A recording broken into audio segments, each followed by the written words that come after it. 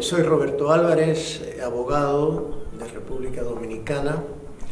Laboré en la Secretaría Ejecutiva de la Comisión Interamericana de Derechos Humanos como especialista principal en derechos humanos entre junio-agosto de 1976 hasta diciembre de 1978. Entre los países que estaba a cargo se encuentra Argentina. Estuve preparando el informe, la visita que eventualmente se llevó a cabo en septiembre de 1979, de la cual exactamente celebran ahora 40 años de su ocurrencia.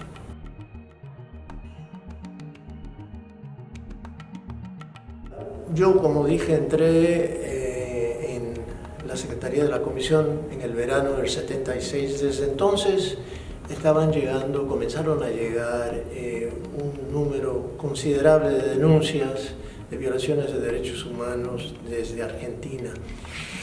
Ese número continuó aumentando considerablemente a través del 1977, de forma tal que la Comisión decidió solicitar al gobierno argentino la anuencia para visitar Argentina e investigar la situación de derechos humanos que se venían denunciando. Esa solicitud fue reiterada a principios de 1978, el gobierno no contestaba. Afortunadamente, el gobierno del presidente Jimmy Carter había traído los derechos humanos como un tema principal de su política exterior.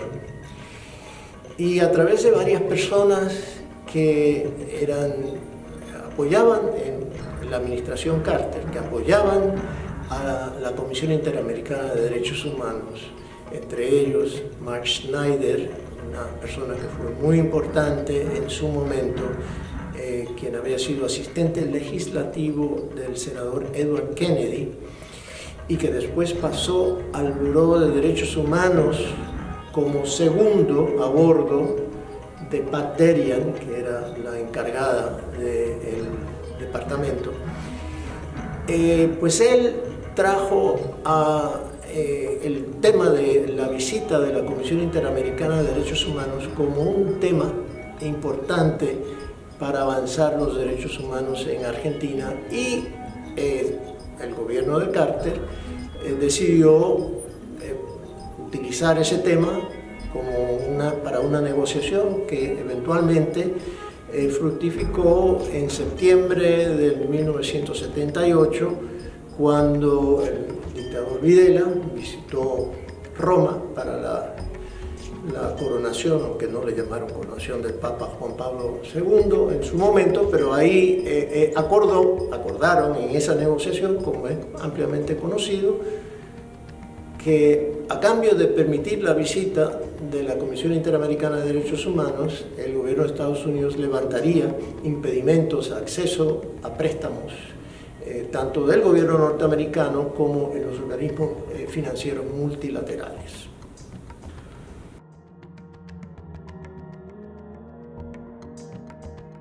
El informe en sí es posiblemente uno de los informes más importantes que haya preparado la Comisión Interamericana de Derechos Humanos en toda su historia, hasta hoy, al día de hoy. Fue el informe más largo hasta ese momento de un país importante. Hasta ese momento, los informes de país que había preparado la Comisión se referían primordialmente a países pequeños: Cuba, Haití, República Dominicana, El Salvador, Honduras. Chile había sido ya 3 informes previos de un país más importante que habían preparado en cierto sentido el camino. Pero ya con Argentina, un país importante en la región, la Comisión tenía un reto considerable. Lo asumió, y afortunadamente por el pueblo argentino, las organizaciones de derechos humanos muy activas, muy dinámicas, se pudo organizar un informe cuyo capítulo principal es el de los desaparecidos, porque era el tema central de las violaciones de derechos humanos en ese momento. Ese capítulo tuvo una importancia y tiene aún hoy en día una importancia fundamental, porque en él por primera vez se comienza a buscar y se dan indicios de que los desaparecidos deberían ser una categoría especial de violación de derechos humanos. Y eso generó, ese capítulo del informe generó una búsqueda conceptual que desembocó eventualmente en las definiciones que se incorporaron en las convenciones en contra de la desaparición forzada y en una definición concreta en ese sentido. Así que ese es uno de los grandes impactos que tuvo el informe y ese capítulo del informe sobre Argentina. Pero trascendió aún más allá de eso, que es para mí posiblemente el más significativo de todos. A raíz del informe, Argentina, por los hechos, desarrolló un activismo. Muchas personas, esas que estaban involucradas en víctimas, familiares de las víctimas y personas de la sociedad, sobre todo después del informe de CONADEP, pero nunca más, se activaron de una manera tal que Argentina ha venido a tener y los argentinos, un papel muy importante en el avance de los derechos humanos en la región.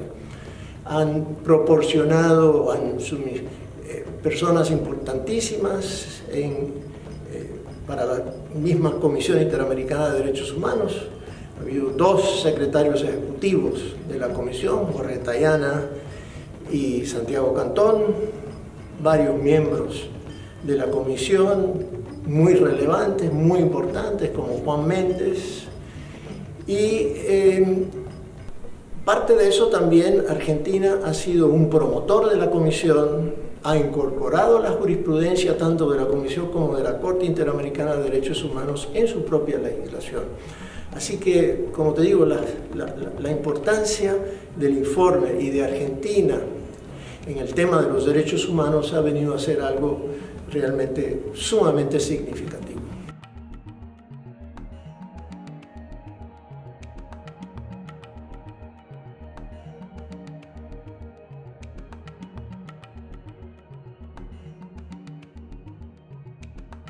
Afortunadamente, hoy en día estamos en otra etapa de desarrollo de los derechos humanos en las Américas. Hoy en día no tenemos muchos gobiernos militares o gobiernos dictatoriales como los de la década de los 60s y 70s. La mayoría son gobiernos electos a través de las elecciones. Hoy en día no hay casos de desaparecidos como en aquella época. Sin embargo, no quiere decir eso. Y hoy en día países de cierta importancia, como México, que antes, en esa época, no hubiesen permitido jamás la visita de la Comisión Interamericana de Derechos Humanos, hoy en día sí lo hacen y sí lo permiten. Entonces, no hay una respuesta clara en ese sentido. Otros, sin embargo, como por ejemplo Venezuela, no ha permitido la visita de la Comisión Interamericana de Derechos Humanos. No solamente no ha permitido, sino que hasta se retiró de la Organización de los Estados Americanos. Ya se cumplió el periodo de 2 años, en abril, y se ha retirado, aunque ahora está la situación con Guaidó, pero bueno, eso es otro tema. La cuestión es que hay algunos países que sí han endurecido, pero otros que ha sido lo contrario, que ven a la Comisión como un amigo y que ayuda a promover los derechos humanos.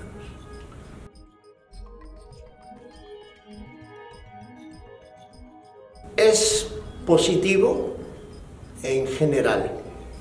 La Comisión ha tenido un impacto muy favorable en el avance de los derechos humanos, en la concientización de la importancia de respetar los derechos humanos como un tema que tiene que tener primacía sobre las ideologías políticas. Eso ha sido fundamental. Y en eso, tanto la Comisión como la Corte Interamericana de Derechos Humanos, que ahora cumple 40 años, la Comisión fue creada en 1959, pero la Corte solo fue creada en el 1979. Ambos organismos han sido fundamentales en el avance de los derechos humanos. Ahora bien, también hay que señalar que lamentablemente hay aspectos que todavía no le han permitido al sistema interamericano de derechos humanos adquirir toda su potencialidad. ¿En qué sentido?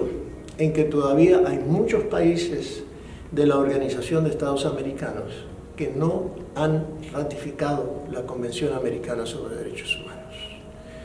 Son primordialmente, sobre todo, ¿no? Tanto la Convención, pero hay algunos importantísimos, como Estados Unidos, por ejemplo, que no han aceptado tampoco la Corte como un órgano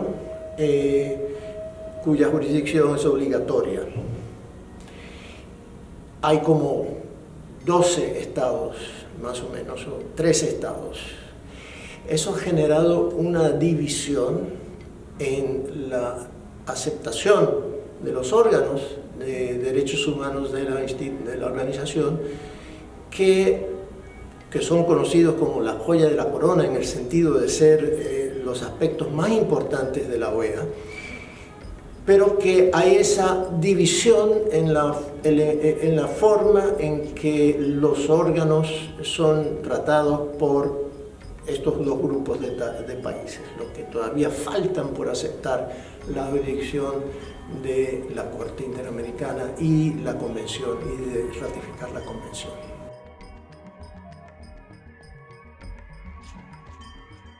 Mira, República Dominicana tuvo una dictadura atroz, terrible, de 1930 a 1961, 31 años. Rafael Trujillo. Trujillo es un dictador que adquirió cierta relevancia, cierto conocimiento después del famoso libro de Mario Vargas Llosa, La fiesta del chivo. República Dominicana es el único país de las Américas que, habiendo tenido una dictadura como la de Trujillo, nunca hemos tenido una comisión de la verdad. Una comisión oficial, ni oficial tampoco, ni creada por organismos de derechos humanos, ni por las iglesias. Y eso ha generado un vacío importantísimo, porque nunca hemos trazado una raya entre el significado de un gobierno tan negativo para la vivencia nacional, y además porque no te permite generar una diferenciación entre la dictadura y la vida democrática. Se mezclan en lo cotidiano, sí, de formas múltiples, el autoritarismo que significó la dictadura de Trujillo en la cotidianidad de la vida dominicana. Además, no tienes para el futuro una historia oficial que pueda utilizarse como referencia dentro de 50 años o 100 años, que pueda ser usada como baluarte, como valladar ante un revisionismo histórico. Por eso considero esencial que aún a esta distancia, desde la muerte de Trujillo, que se tenga una comisión de la verdad.